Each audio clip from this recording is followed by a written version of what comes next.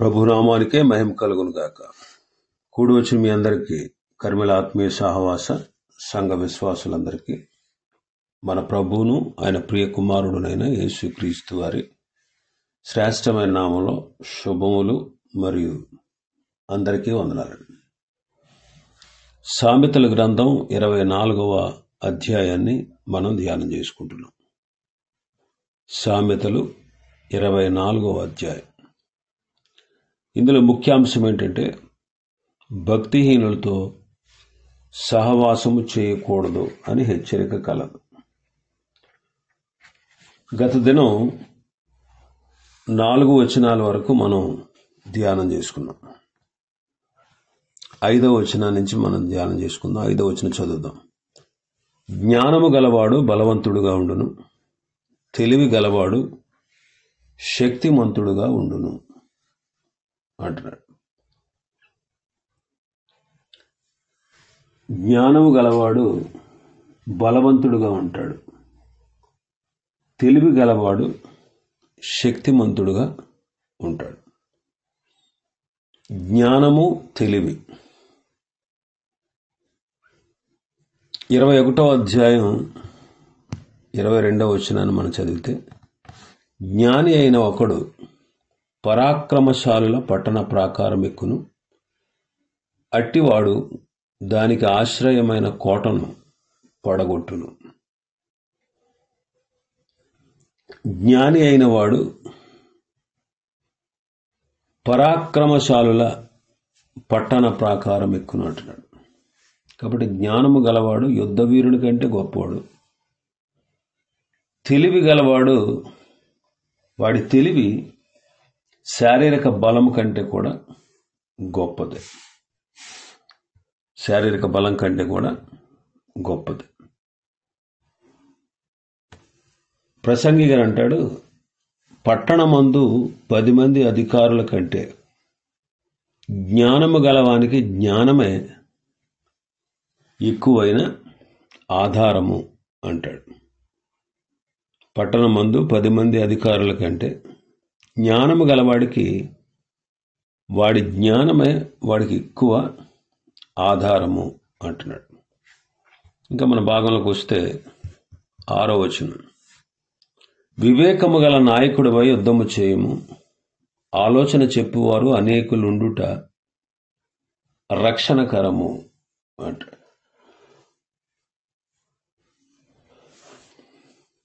వివేకము గల నాయకుడిపై యుద్ధము చేయము అంటున్నాడు. 20వ అధ్యాయం 18వ వచనంలో కూడా మనం చూస్తాం ఆ మాట. వివేకము గల నాయకుడిపై యుద్ధము చేయుము. క్రైస్తవ జీవితం ఎల్లప్పుడూ పోరాటముతో కూడిన జీవితం. అయితే వివేకం ఇచ్చేవాడు దేవుడే, కాబట్టి ఆయనకు మనం మొరపెట్టాలి. కాబట్టి వివేకము గల నాయకుడిపై యుద్ధము చెయ్యి అంటున్నాడు. లోకాసు వార్త 14వ అధ్యాయంలో ప్రభు ఒక మాట చెప్పారు. 31వ వచనాన్ని చదివితే, ఏ రాజు అయినా యుద్ధానికి వెళ్ళినప్పుడు మరి ఒక రాజుతో యుద్ధం చేయబోతూ ఉన్నప్పుడు తన మీదకి ఒక రాజు 20,000 మందితో వచ్చాడనుకోండి, ఇతని దగ్గర 10,000 మందే ఉన్నారు. ఈ 10,000 మందితో 20,000 మందిని ఎదుర్కోగలిగినటువంటి శక్తి తనకు కలదో లేదో అని కూర్చుండి మొదట ఆలోచన చేస్తాడు. ఒకవేళ అతనికి ఆ శక్తి లేదనుకోండి, అతడు ఇంకా దూరంగా ఉన్నప్పుడే రాయబారం పంపించి సమాధానపరుచుకొని చూస్తాడు. అది వివేకము కలిగిన నాయకుని లక్షణం. కాబట్టి క్రైస్తవ జీవితం నిత్యము పోరాటమే. క్రైస్తవ జీవితం నిత్యము పోరాటమే. అయితే నిత్యము పోరాటంతో కూడినటువంటి ఈ జీవితంలో మనకు వివేకం కావాలి. వివేకం కావాలంటే మనం దేవునికి మొరపెట్టాలి. వివేకం కావాలంటే మనం దేవునికి మొరపెట్టాలి.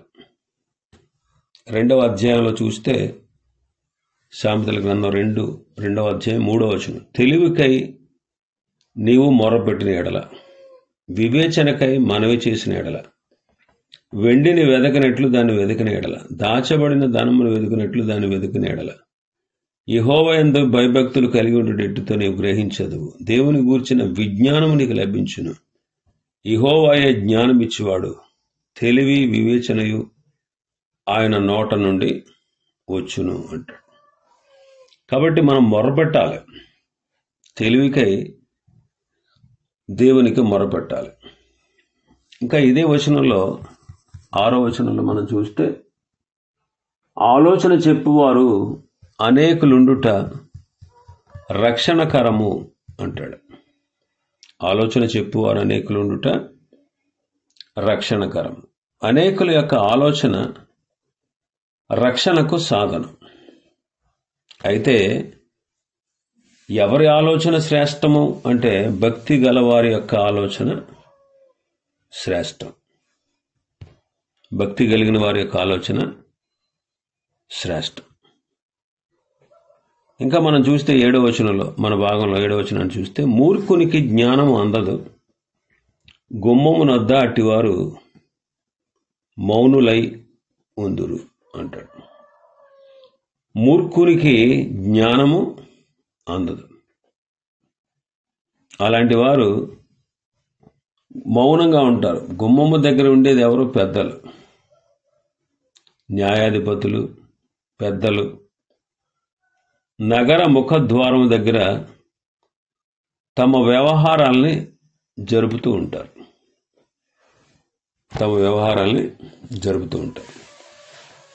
కాబట్టి మూర్ఖుడైన వాడికి జ్ఞానం అందదు. కాబట్టి అలాంటి సభలో, అలాంటి వారి మధ్యలో ఏమి చెప్పలేడు. వాడికి ఏం తెలియదు కదా. వాడు మూర్ఖుడు గనుక వాడు చెప్పలేడు, మౌనంగానే ఉండిపోవాల్సిన పరిస్థితి వాడికి ఏర్పడదు. యోబు గ్రంథంలో మనం చూస్తే,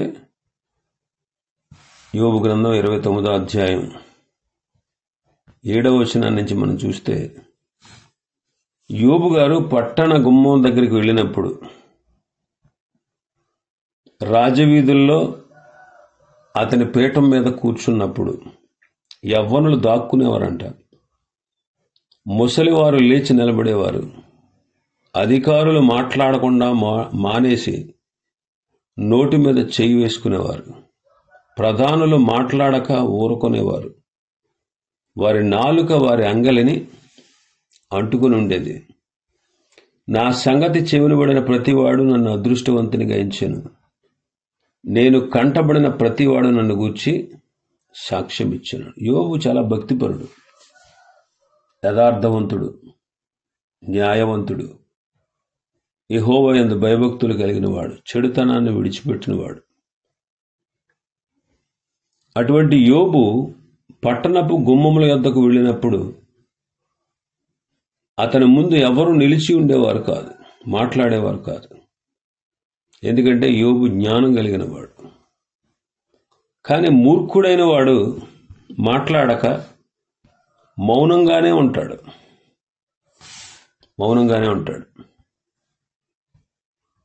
యెహోషువ గ్రంథం 20వ అధ్యాయం 4వ వచనం, పురద్వారము దగ్గర ఒక వ్యక్తి పొరపాటున హత్య చేస్తే, తెలియక పొరపాటున ఒకడు చంపితే, అతడు ఆశ్రయపురాలు ఎక్కడైతే దేవుడు నిర్ణయించాడో ఆ ఆశ్రయపుర ద్వారం దగ్గరికి వెళ్ళి పెద్దలు వినేటట్లుగా వాడి సంగతి అంతా చెప్పాలి.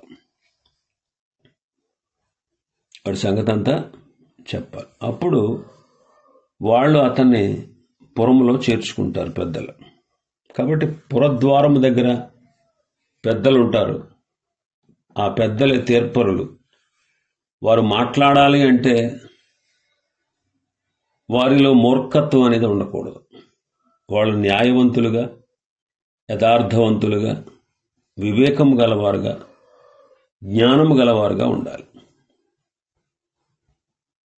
ఒకవేళ మూర్ఖుడు అనుకోండి, వాడు వాడు పెద్ద అయినా కానీ, వాడు పెద్ద మనిషి అయినా కానీ, పెద్ద తీర్పరి తీర్చేవాడైనా కానీ, వాడు మాట్లాడకుండా మౌనంగానే ఉండిపోవాల్సిన పరిస్థితి ఏర్పడుతుంది. కాబట్టి గుమ్మము వద్ద అట్టివారు మౌనులై ఉందురు అంటారు. 127వ కీర్తనలో 4-5 వచనాలు మనం చదివితే, యవ్వన కాలమందు పుట్టిన కుమారులు బలవంతుని చేతిలో బాణముల వంటి వారు, అట్టివారితో తన అంబుల పొది నింపుకునివాడు ధన్యుడు.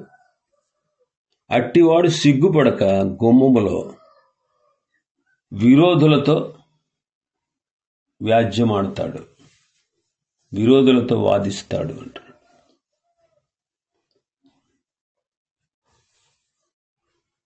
గుమ్మములో విరోధి ఎవడు? వీడు అపవాది. గుమ్మంలో విరోధి ఎవడంటే అపవాది.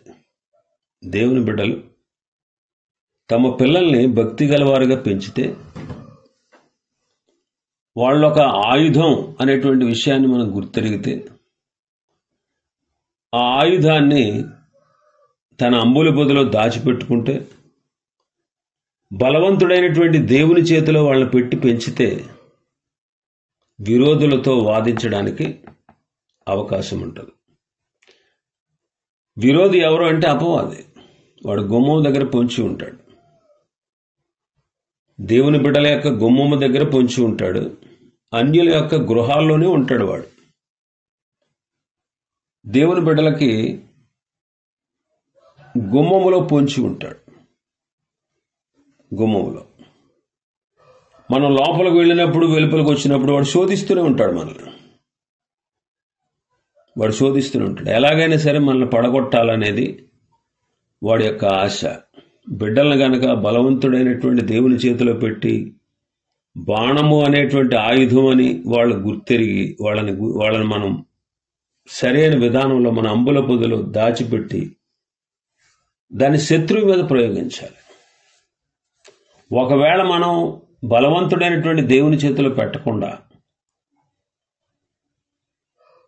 ఆ ఆయుధమైనటువంటి బిడ్డల్ని మనం గనక సరిగా పెంచకపోతే, పొంచి ఉన్నటువంటి అపవాది వాళ్ళని లొంగు తీసుకుని, వాళ్ళని తన వైపు ఆకర్షించుకుని, వాళ్ళని మన మీద ప్రయోగించి మనకు ఇబ్బందులు, కష్టాలు, నష్టాలు కలగజేసే అవకాశం ఉంది.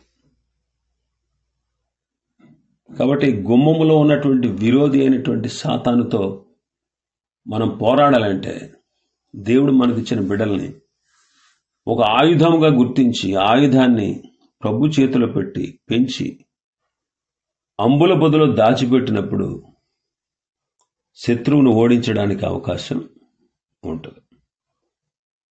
ఇంకా మనం చూస్తే మన భాగాలకు వస్తే 8వ వచనం, కీడు చేయువారు కీడు చేయ పన్నాగములు పన్నువానికి తంటాలమారి అని పేరు పెట్టబడును.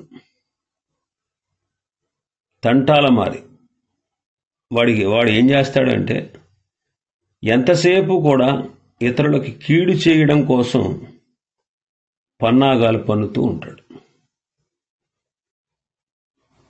ఎంతసేపు కూడా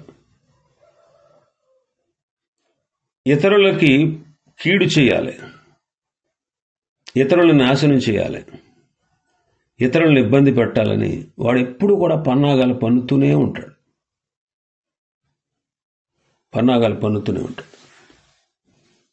కీడు చేయ పన్నాగములు పన్నుతూ ఇతరులకు ఎంతసేపు కీడు చేయాలనేటువంటి ఆలోచనతో వాడు ఉంటాడు.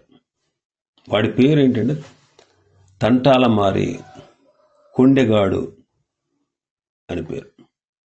ఇంకా మనం చూస్తే 9వ వచనం, మూర్ఖుని యోచన పాపము, అపహాసకులు నరులకు హేయులు అంటాడు.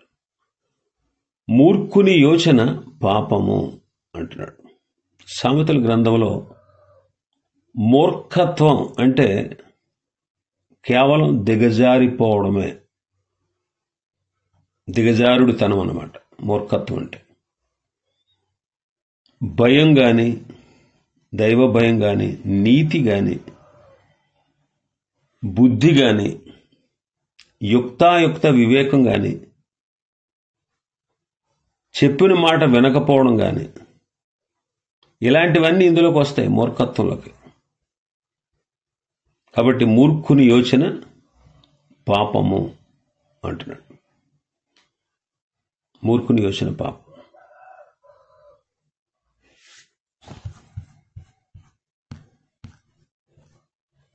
ఇరవై ఒకటో అధ్యాయం 27వ వచనంలో మనం చూస్తే, భక్తిహీనులు అర్పించు బలులు హేయములు, దురాలోచనతో అర్పిస్తే అది మరీ హేయం అంటాడు. అది మరీ హేయం. కాబట్టి మూర్ఖుని యోచన పాపము అంటున్నాడు. ఇంకా మన భాగంలోకి వస్తే 10వ వచనంలో, శ్రమదినమున నీవు కృంగిన ఎడల నీవు చేతకాని వాడవగుదువు అంటాడు. శ్రమదినమున నీవు కృంగిన ఎడల నీవు చేతగాని వాడవుతావు అంటాడు. శ్రమదినము, శ్రమ వచ్చినప్పుడు మనం కృంగిపోతూ ఉంటాం. శ్రమ వచ్చిన దినములో మనం కృంగిపోవలసిన అవసరత లేదు. ఎందుకంటే సహింపగలిగిన దానికంటే ఎక్కువగా ఆయన మనలను శోధింపబడనీయడు. శ్రమలను తప్పించుకునే మార్గాన్ని కూడా ప్రభు కలగజేస్తాడు. శ్రమ దినాన కృంగిపోకూడదు. దావీదుకి ఎన్నో శ్రమలు వచ్చినాయి. పాపం చేయకముందున్న శ్రమలు వేరు, పాపం చేసిన తర్వాత వచ్చిన శ్రమలు వేరు. పాపం చేయకముందు ఎన్నో శ్రమలు వచ్చాయి, అందులో ఎప్పుడు కృంగిపోలేదు. పాపం చేసిన తర్వాత కూడా శిక్షగా శ్రమలు వచ్చాయి, అలాంటి పరిస్థితుల్లో కూడా కృంగిపోలేదు దావీదు.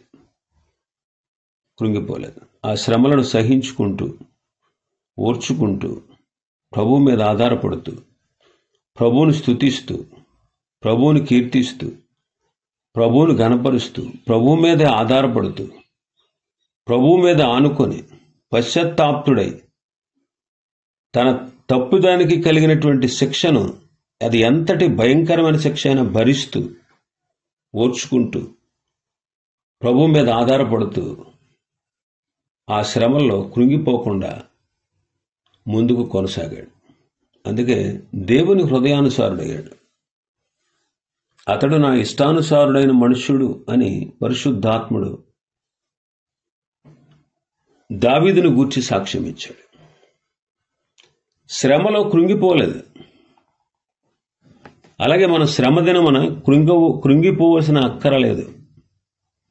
కొరింథీయులకు రాసిన మొదటి పత్రిక 10వ అధ్యాయంలో చూస్తాం, 13వ వచనంలో, సాధారణంగా మనుషులకు కలుగు శోధన తప్ప మరి ఏది మీకు సంభవింపలేదు.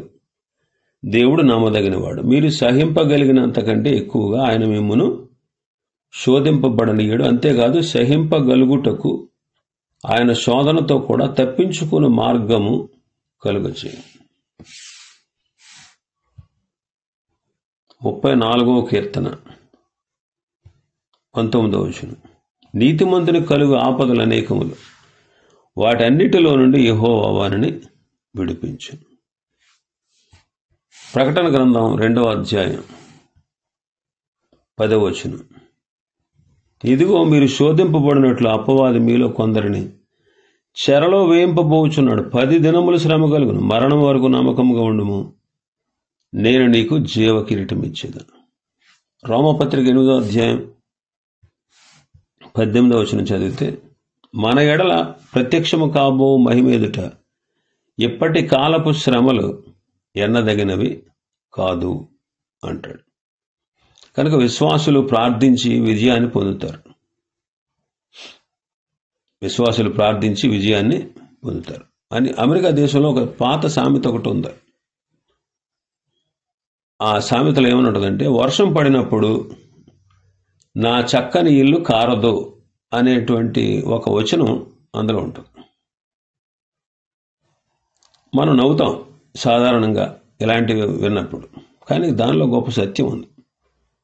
సూర్యుని వెలుగులో ఒక ఇంటి యొక్క గొప్పతనం కనిపించదు, కానీ తుఫానులో దాని గట్టితనం బయలుపడుతుంది. అలాగే ఒక క్రైస్తవుని యొక్క భక్తి శక్తి క్షేమకాలంలో కనిపించదు, కానీ కష్టకాలంలో కనిపిస్తుంది. నిజంగా శ్రమదినాల్లోనే క్రైస్తవుని యొక్క నిజాయితీ బయలుపడుతుంది. పౌలు తెస్సలోనికీయులకు పత్రిక రాస్తూ, క్రీస్తు వారిని ఎన్నుకున్నందువలన వారికి పోరాటములు శ్రమలు కలిగాయని వారికి జ్ఞాపకం చేశాడు.